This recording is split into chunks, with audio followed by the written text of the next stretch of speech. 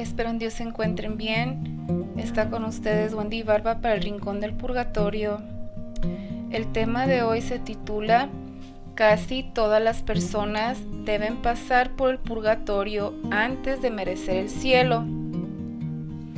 Nos comparte el padre José Gómez de la Parra. Él data de entre el año 1655 y 1701. Él nos dice que incluso 2 monjas carmelitas estuvieron varios meses en el purgatorio a pesar de haber seguido con gran esmero el camino del cielo, en continua oración, en frecuentes mortificaciones, en rigurosa clausura, en la rígida observancia carmelitana todo el día y así toda la vida empleada en distribuciones santísimas de la obediencia. Y bueno, pues nos deja que pensar qué nos puede esperar a nosotros, que no estemos tal vez tan encaminados y bajo esos rigurosos y estrictas reglas, mortificaciones. Pues nos dice el obispo poblano Juan de Palafox, llegó al extremo de afirmar que inclusive santos canonizados como San Severino y San Pascasio tuvieron que purgar algunas imperfecciones ligeras antes de merecer el cielo. Y pues siempre las almas purgantes apelan a la intercesión de los santos y de nuestra Madre Santísima María para lograr su liberación. 4 sermones escritos por carmelitas descalzos, 3 de ellos publicados bajo el título Misericordia de mí, y el cuarto no tiene título. Y nos dice lo siguiente: en uno se lee que los sufrimientos son terribles, pues son más grandes que todos los suplicios de los mártires y más crueles que los que padeció Jesucristo en la pasión, y que superaban los tormentos horrorosos que padeció San Bartolomé cuando lo desollaron vivo, Santa Lucía cuando le sacaron los ojos, Santa Apolonia cuando le sacaron los dientes, y San Clemente cuando lo rociaron con plomo derretido. Qué terrible y qué horroroso todo lo que padecieron estos santos mártires, y pues nuestro amado Jesucristo en la pasión. En otro de los sermones, el predicador invita a todos nosotros a imaginarnos lo que un hombre podría padecer en un calabozo subterráneo, digamos a por espacio de 100 años, y que además lo crucifican cada día, que aplican a su cuerpo plantas de hierro encendidas, que lo revuelcan desnudo sobre piedras, y que lo ruedan del fuego al hielo y del hielo al fuego. En un tercer sermón se describe de manera viva las condiciones ambientales del purgatorio. Negro es todo allí, domina la noche, reluce el aire con relámpagos, se conmueve la tierra con temblores espantosos y con gemidos inalcanzables, agotadores. El peso del humo obliga a las almas ahí detenidas a derramar lágrimas perennes, pero lágrimas sin fuerza para templar los horrores. Además, las ánimas están sujetas a una terrible vigilia, pues no tienen cama ni lecho, ni más descargo que sus gemidos, ni más claridad que las tinieblas. Reiteraba que todo esto era solo una pequeña gota de aquel amargo cáliz que a toda hora están bebiendo en el purgatorio estas benditas almas. Ellas, como es notorio, se están quemando en el fuego, un fuego tan cautivo, incansable, eficaz y poderoso. La beata Marina de San Miguel, de acuerdo con una visión que tuvo, describió a las almas purgantes de la siguiente manera, en el cual vio a mucha gente en pie, a manera de cuerpos humanos, porque Dios muestra las cosas conforme la capacidad del hombre para que se puedan entender, y unos de los dichos cuerpos estaban metidos dentro del fuego que allí había, que los sobrepujaba, y otros que estaban dentro de unas ollas como a manera de pozos, que estaban llenos de una cosa negra que parecía pez hirviendo, y unos estaban metidos hasta la cintura, y otros hasta los pechos, y a otros no se les veía más que la coronilla, y a otros vio en un lago de agua que hervía a borbollones, de la misma manera, y que tenía mucha paz y quietud. Y lo que más le espantó fue que no ocupaban lugar, lo cual no sabe dar a entender. Asimismo vi unas calles por las cuales transitaban sacerdotes que decían misa por las almas y les daban la bendición. Pues bien, Palafox sostenía que para todo género de culpas hay moldes en las penas del purgatorio y recomendaba obrar en forma correcta, aún en las cosas más menudas, porque en el purgatorio nada se pasa y las almas deben pagar por menudeo. Opinaba que las penas no eran continuas, sino que había pausas entre ellas, por razones de justicia y piedad divinas. Palafox creía que el fuego que atormentaba a las almas en el purgatorio era material, porque algunas de las almas llegaban envueltas en llamas, con quemaduras visibles o con la piel carbonizada, como fueron los casos de una mesonera, que se veía muy horrible y espantosa, hecha un ascua, y de un caballero que estaba todo negro con centellas de fuego. La materialidad del fuego se manifestó cuando un alma le dio la mano a un vivo y se la dejó solo con los huesos, consumiéndole toda la carne, o cuando otra ánima dio una palmada en la espalda a una persona viva y le hizo una llaga a manera de usagre que le causó vehementísimo dolor y le duró toda la vida. Asimismo, las almas expresaban su sufrimiento mediante gemidos y lamentaciones. En el purgatorio la percepción del tiempo es mucho más lenta que en la tierra. Palafox decía que 60 años se sentían como 60,000 y recalcaba que un instante de purgatorio podía ser más prolongado que todos los años terrenales que faltaban hasta el final del mundo. Carlos de Sigüenza y Góngora sostuvo que Benito de Victoria, esposo de quien posteriormente se convirtió en Sor Marina de la Cruz, había entrado directamente en la eterna bienaventuranza, porque se había purificado de sus defectos mediante una gravísima enfermedad, y a la religiosa María de San Nicolás la regalaba a nuestro Señor con dolores gravísimos y con iguales mercedes. Según el padre José Gómez de la Parra, la carmelita María del Niño Jesús, por ejemplo, fue liberada a los 3 meses de estar en el purgatorio, gracias a que una monja le dedicó las flagelaciones que se estaba aplicando.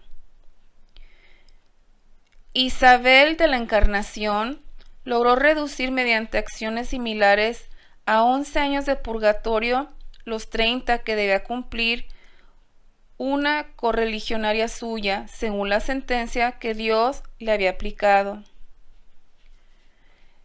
Para minorar la angustia, la Iglesia Católica ofrece a los fieles sufragios e indulgencias, mediante las cuales les promete acortar el tiempo de estancia de las almas en el purgatorio y lograr su feliz ascenso a la gloria. Estos podían aplicarse en vida para la propia alma y la de los allegados o para personas muertas de las que se asumía que estaban en el purgatorio. Instaba a las personas con posibilidades económicas a que se deshicieran oportunamente de sus bienes en beneficio de sus almas, que evitaran la acumulación de riqueza, pues era duramente castigada en el purgatorio, y que realizaran obras pías en vida o las dispusieran en sus testamentos. Una de las vías que utilizaron las instituciones eclesiásticas para difundir la doctrina del purgatorio y crear conciencia entre los fieles del deber que tenían de apoyar a las almas purgantes. Y así fue que se narra historias de estas benditas ánimas, para despertar en nosotros esos actos de caridad y misericordia, pues sus padecimientos son horrendos, terribles, indescriptibles. Sor Felipa de Jesús, del convento de Corpus Christi de la Ciudad de México, quien sentía gran compasión por las ánimas que padecen en el purgatorio, las ayudaba mediante sufragios. Una señora difunta se le apareció antes de cumplir 2 años de muerta, rica de mucho honor, vestida de negro y con el rostro triste, y le dijo: «¿Has de creer, Felipa, que ya no hay en México quien se acuerde de mí? Pues así es, pero tú y las demás religiosas no se olviden de hacer sufragios por mi alma. Mira que las quise mucho cuando estaba en esta miserable vida». Una de estas historias se refiere a un religioso, observante y caritativo, que cometió algún acto de venganza en contra de sus compañeros y en consecuencia Dios le quitó la vida. El cronista justifica el acto divino al mencionar que lo hizo para que no tejiese alguna tela con peligrosa trama, ya que los agravios hechos contra desvalidos le dan a Dios grande enojo, es decir, lo protegió en contra de la posibilidad de que cometiera mayores pecados, y aclara que tuvo esta deferencia con él porque era devoto de Nuestra Señora. Así Dios no lo condenó al infierno, pero le impuso un recio purgatorio de 40 años. Después de haber cumplido 35 de aquella grave sentencia, Dios permitió que se apareciese en Puebla a su correligionario Fray Cristóbal para solicitar su ayuda. Y nos narra así: a medianoche, nos dice Fray Cristóbal, le vio en medio del coro en su hábito y figura, aunque envuelto en vivas llamas, y que daba a entender bien la apertura en la que le tenía Dios. Le pidió ayudase con misas y oraciones. A la siguiente noche le sucedió lo mismo, y lo mismo la tercera, con lo cual, viendo el prior que continuaba el difunto, dio parte al noviciado, avisó a las religiosas, díjole en comunidad para que todos a una hiciesen penitencias y ganasen indulgencias.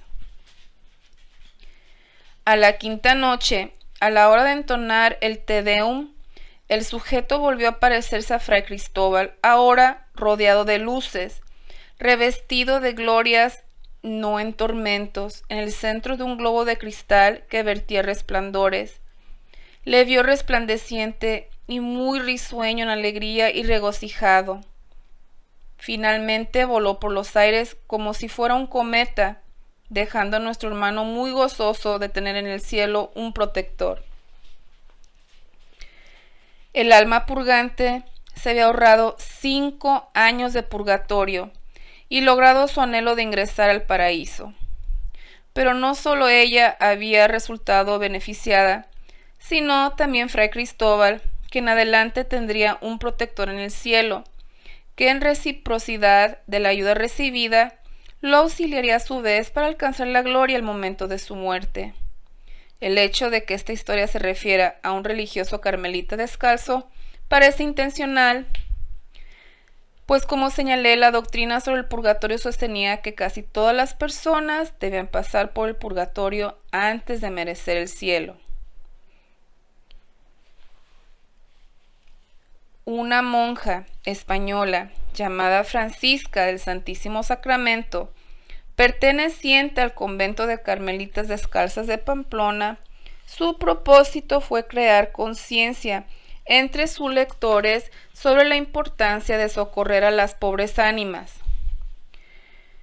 reformar las costumbres para alejar a los fieles de los pecados, incluso de los veniales, ya que estos se pagaban duramente en el purgatorio, alentarlos a conservar la pureza de conciencia, motivarlos a que se arrepintieran de las ofensas hechas a Dios, incitarlos a que realizaran las penas en la vida terrenal para no tener que hacerlo en el purgatorio, despertarles la conciencia sobre lo estricto del juicio y enseñarles a apreciar las virtudes, tener horror a los vicios y estar conscientes de la gran misericordia divina.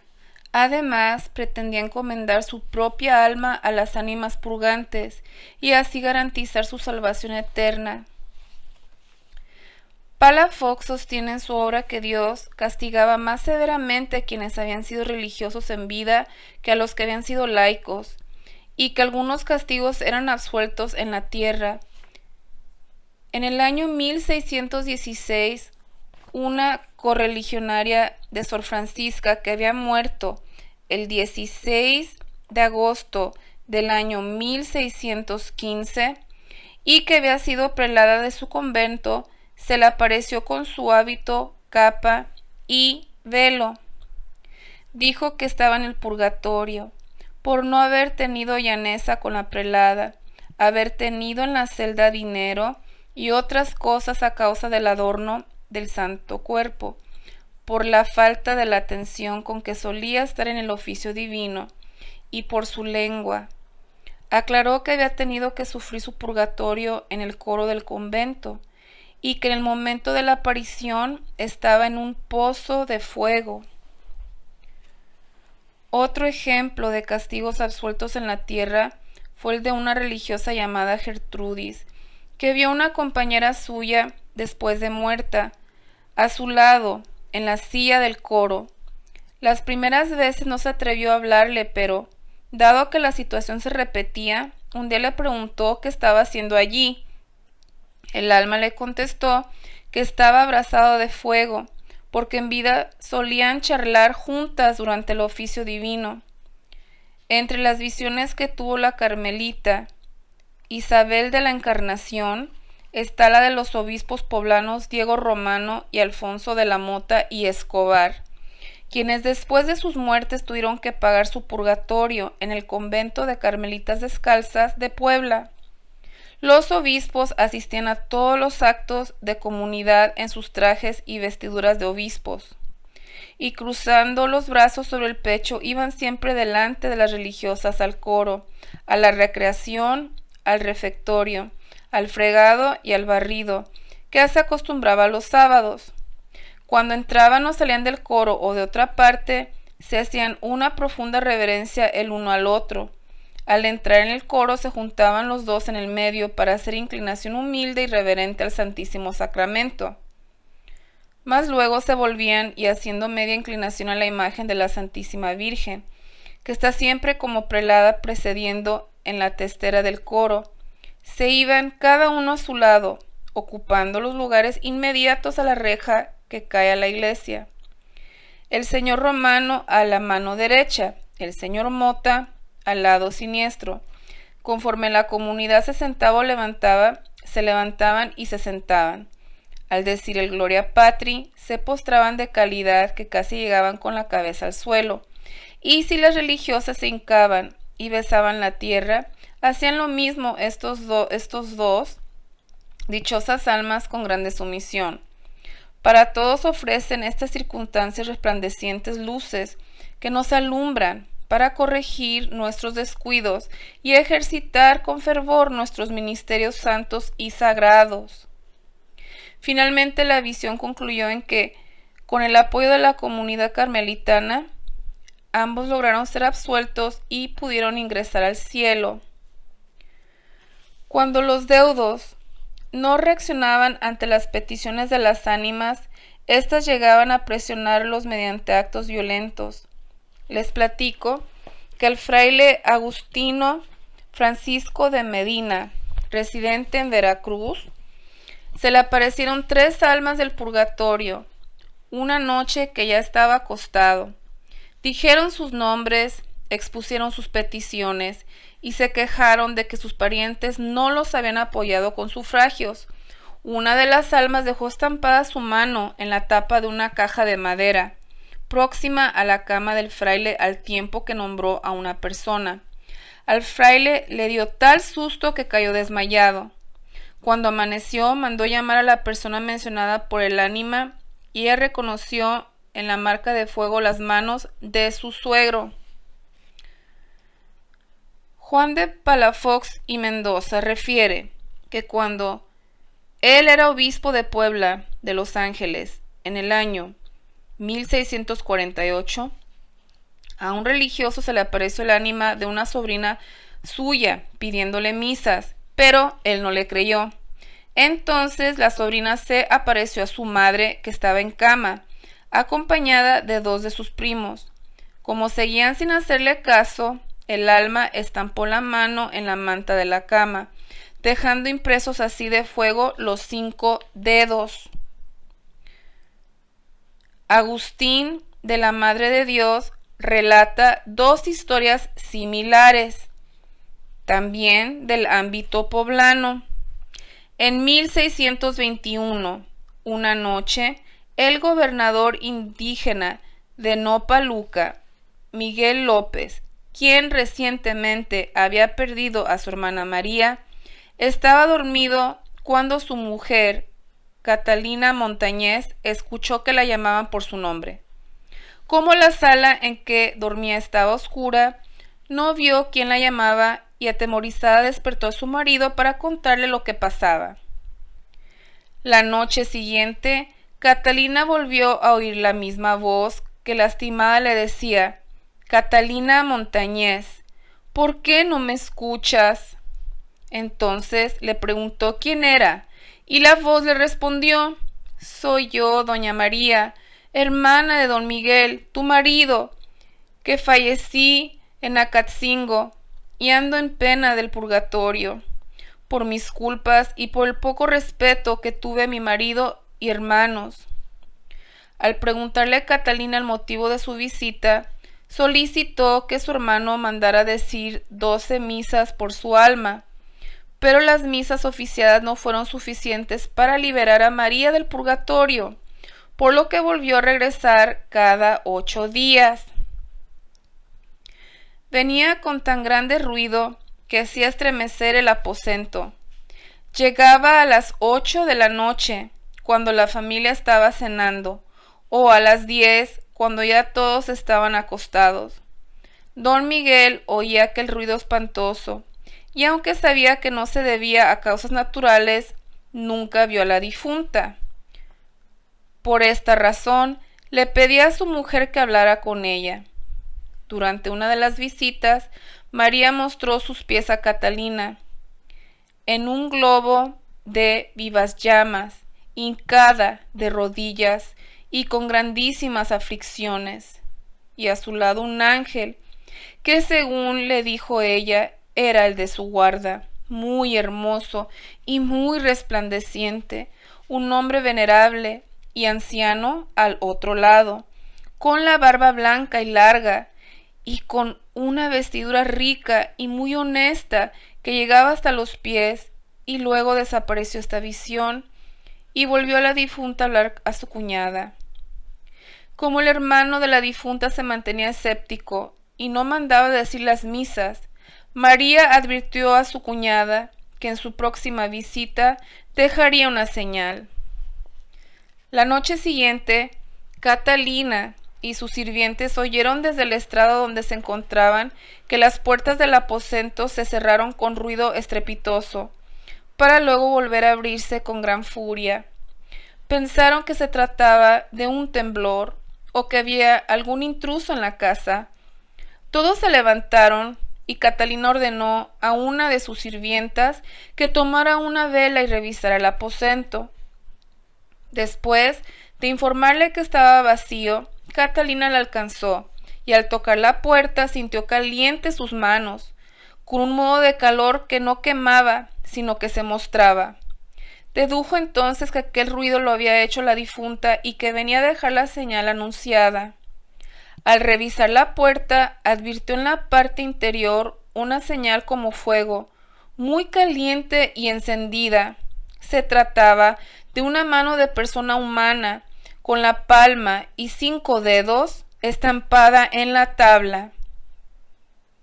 El obispo Alonso de la Mota mandó levantar un testimonio de estos hechos y la tabla quemada se depositó en el convento del Carmen Descalzo de Puebla. Sé que les estoy dando muchos testimonios y ruego a Dios que nos sirva para bien y concientizarnos de cuán urgente es la ayuda que necesitan las benditas almas del purgatorio.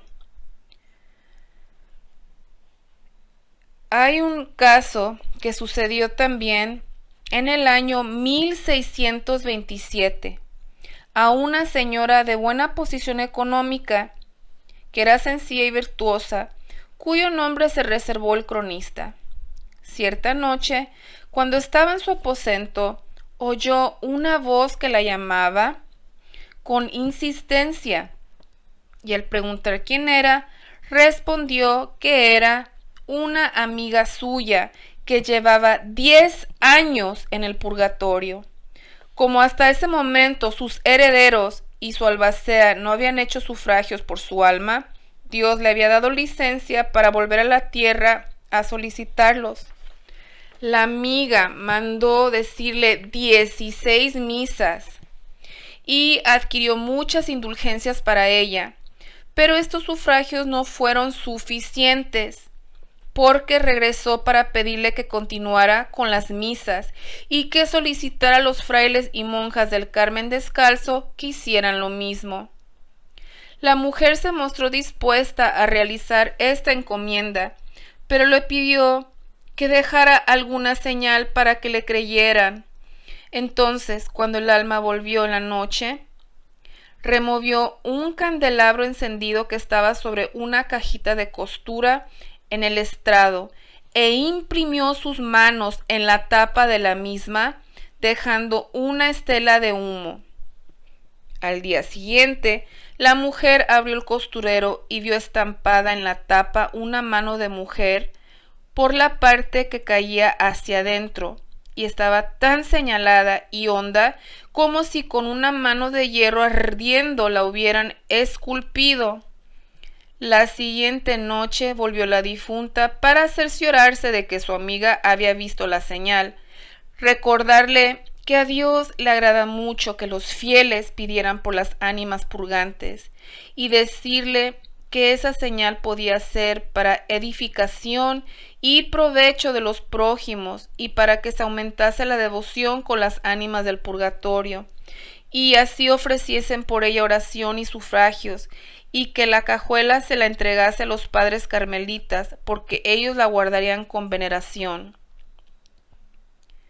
La historia culminó unos días después, cuando el ánima se apareció ya muy hermosa y resplandeciente en la figura de un bellísimo cristal prolongado con un manto blanco, esparcido los cabellos por los hombros y muy risueña y contenta, ya gloriosa, despidiendo rayos de claridad, sin hablar palabra y asintiendo como señal de agradecimiento, desapareció volando por lo alto del aposento y se fue a gozar de Dios. Con la finalidad de aumentar el impacto retórico de las narraciones, hubo relatos en los que las ánimas aparecían bajo la figura de animales o inclusive seres imaginarios. Les comparto. Cierta noche, nos narran, alrededor de las 10, estaba uno de los predicadores del convento del Carmen Descalzo de Valladolid trabajando en un sermón, cuando con 3 golpecitos llamaron a su puerta. Al abrir se encontró con un mastín fiero y horrible, que cercado de llamas las echaba por los ojos, boca y nariz. Despavorido el religioso se desmayó, pero pronto recobró el sentido al oír que la fiera le decía: has de saber que yo soy Fray, no se menciona su nombre, y que expiré en este punto, y te vengo a avisar para escarmiento de lo que me ha pasado. Esta figura en que vengo es muestra del oficio que tenía, mas como no ladré contra los vicios como deben hacer los buenos predicadores, más antes busqué mi aplauso. Padezco ahora intolerables penas en un duro purgatorio. No dejes tú aqueste oficio, pero hazlo de modo que le agrades a Dios, buscándole solo a Él. Su piedad me ha concedido que venga a pedir sufragios, y así te ruego a ti los solicites. Una vez que el religioso prometió ayudar al alma mediante misas, ésta desapareció. Otra historia sorprendente fue la que sucedió en el año 1660 a Teresa Valdivieso Salazar, hija de Francisco Valdivieso, regidor de la villa de Peñaranda de Bracamonte, en Tajimaroa, Michoacán. Un duende estuvo arrojando tierra y piedras a la casa de Teresa durante 3 meses. Como su marido estaba ausente, ella fue a refugiarse junto con los demás miembros de su casa, primero con su padre y después con una tía. Como el duende seguía con sus tropelías, el padre decidió mandar conjurar el lugar. Pero los sacerdotes contratados para ello no lograron ahuyentarlo, sino que el duende se alebrestó más, continuó apedreando la casa y además deshizo las camas. El regidor Valdivieso decidió entonces quedarse a dormir una noche en la casa de su hija y enfrentar personalmente al duende. Lo encontró en la cocina, le disparó con un arcabuz y lo insultó con palabras tan feas como las que se usan para el demonio. Ave María Purísima, sin pecado concebida. El duende no se amedrentó, sino respondió con un candelerazo y 6 pedradas, entre otras agresiones, por lo que Valdivieso se fue muy enfadado. Y así las cosas prosiguieron de la misma manera hasta que un día los miembros de la casa enfrentaron al duende. Entonces, éste le reveló a una joven llamada Pascuala que era el ánima de Juana, una sobrina de Valdivieso, originaria de Tasco, hija de Juan de Baena. Valdivieso, que estaba presente durante la sesión, le propuso al alma ayudarla y le preguntó sobre sus necesidades. Después de dar un gran suspiro, el ánima dijo que requería misericordia de Dios. Y llamó de nueva cuenta a Pascuala para pedirle una misa y que la velasen durante un día. Valdivieso estaba dispuesto a ofrecerle 30 misas, pero ella solo aceptó una, y que se incluyera un novenario por su alma a cargo del padre guardián del convento. Así Valdivieso prometió se haría, y el alma se comprometió a no volver a molestarles más. Y así pues, la doctrina sobre el purgatorio tuvo hondas repercusiones sociales y económicas, tanto para las personas que creían alcanzar el cielo mediante indulgencias y sufragios, como para las instituciones que resultaron beneficiadas con estos últimos. La mayoría de los fieles hizo fuertes sacrificios económicos para, entre comillas, salvar su alma y la de sus allegados. Los que tenían escasos recursos procuraban pertenecer a una cofradía que les garantizara un funeral cristiano y rezos por sus almas. Y pues bien, en lo personal, tratando de absorber todo esto y las formas tan misteriosas en las cuales nuestro Padre Santo permite que estas almas se manifiesten, es increíble para mí. son hechos que no se puede uno ni imaginar, que a veces le dan a uno que pensar si a lo mejor estamos enfrente de demonios, porque estas almas de formas tan grotescas y formas, como decían, tan extrañas, se manifiestan así para pedir al final auxilio y misericordia. Y Dios es tan maravilloso, nuestro Padre Santo, que pues nos permite purgar y nos salva pues de caer en una condenación. Por su misericordia está el purgatorio, ese lugar, ese estado entre el cielo y el infierno. Dios es maravilloso, y me pongo a pensar también que, por ejemplo, imagínense nuestros hermanos protestantes. Para ellos solamente existe el cielo y el infierno. No hay purgatorio para ellos. Y pues viviendo en las montañas, en esta región, predominan mucho los hermanitos protestantes bautistas. Son los que predominan más acá arriba, y a pocas millas una de otra hay una iglesia, y aquí ellos acostumbran pues a tener los cementerios en la misma tierra donde pues está la iglesia, en el mismo terreno, ¿no? Y siempre que paso pido por ellas, porque pienso que nadie está pidiendo por ellas, porque ellos no tienen ese dogma de fe. No hay un purgatorio, o te salvaste o te condenaste y punto.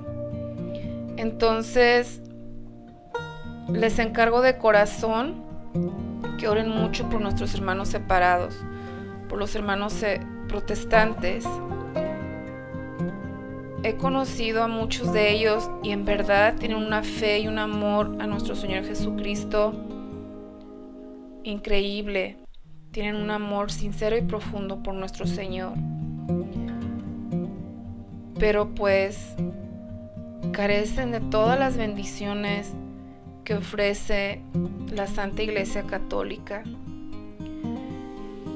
Y pues bien, esta grabación, esto que he recopilado, perdón que me he demorado algo en volver a compartir con ustedes por problemas de salud, pero aquí estoy de nuevo, y con la misericordia y con su favor de nuestro Señor y de María Santísima, pues a seguir adelante.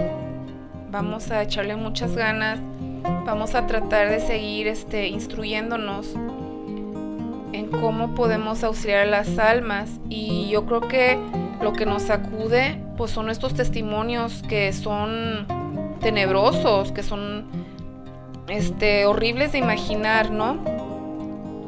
Las formas en las que se encuentran penando estas almas. Y digo, ¿será mi abuelita, mi abuelito, alguno de ellos? ¿Mi primo, mi tío, mi tía? No sabemos. Un amigo muy amado, una amiga muy amada, un hermanito inclusive de la iglesia, un sacerdote inclusive muy amado. Pues lo que me llamó la atención de esto es que dice que casi todas las personas debemos pasar por el purgatorio antes de merecer el cielo. Procuremos estar en gracia de Dios.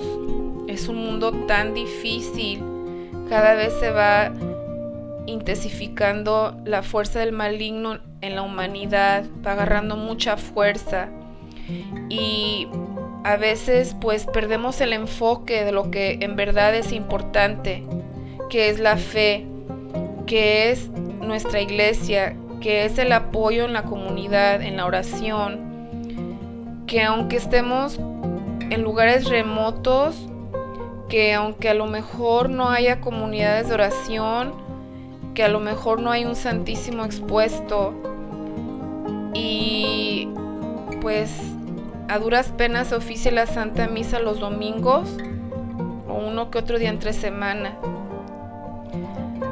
nosotros podemos orar. Es en lo que debemos enfocarnos, en la oración. Y le pido mucho a Dios que nos ayude a que así sea, aún en medio de trabajo, de los quehaceres del día, de las tribulaciones, las mortificaciones, las angustias. Que Dios nos ayude, nos levante.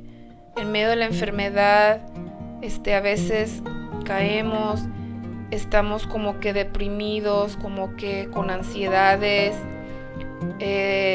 nos sentimos a veces como que estamos bien lejos de Dios, que estamos tan lejos tal vez que no nos escucha. Y Dios siempre escucha. Y acordémonos que tenemos a nuestro angelito custodio siempre a nuestro lado. Que no se nos olvide. Es algo que yo estoy aprendiendo, a tener en cuenta a mi angelito custodio, que siempre nos está apoyando en lo que necesitamos. Que Dios Espíritu Santo nos ayude y nos impulse a estar espiritualmente hablando a la escucha, que procuremos ir por el camino en el que nuestro angelito de la guarda nos está guiando, nos está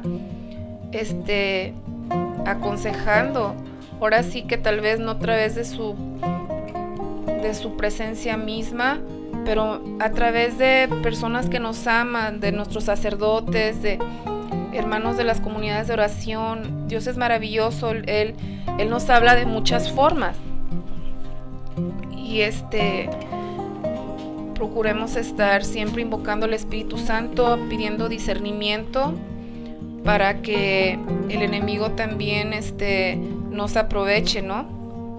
Estemos siempre lo más que podamos en gracia, en comunión con Dios.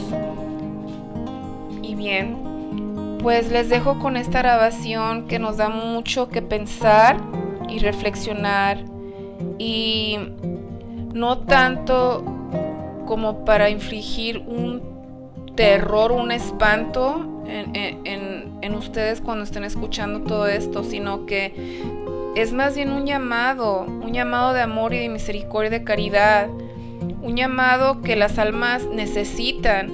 Estos son testimonios, imagínense, de los años 1600, y de ahí hasta ahora, ¿cuántas almas, cuántas multitudes más no están sufriendo estos, si no es que peores tormentos, por lo que tienen que necesitar para su purificación? Imagínense. Y los tiempos han estado cambiando, siempre hay cosas más duras que está padeciendo la humanidad, y pues tenemos más oportunidades de ser tentados, de caer en pecado y de muchas cosas que ofrece ahora sí el mundo, ¿no? Cosas que pues nos deslumbran y nos alejan de la luz verdadera, la luz que es nuestro Señor Jesucristo, el camino y la verdad, que Él es la vida. Que Dios les resguarde, y espero poder compartir con el favor de nuestro Señor con ustedes prontamente. Que Dios les resguarde y les bendiga. Nuestra mamita María les envuelva en su manto santo. Paz y bien. Muchas gracias por escuchar. Ha sido largo y les ruego que lo compartan, ¿sí? Para que se siga esparciendo esta devoción y el auxilio urgente que necesitan las benditas almas del purgatorio.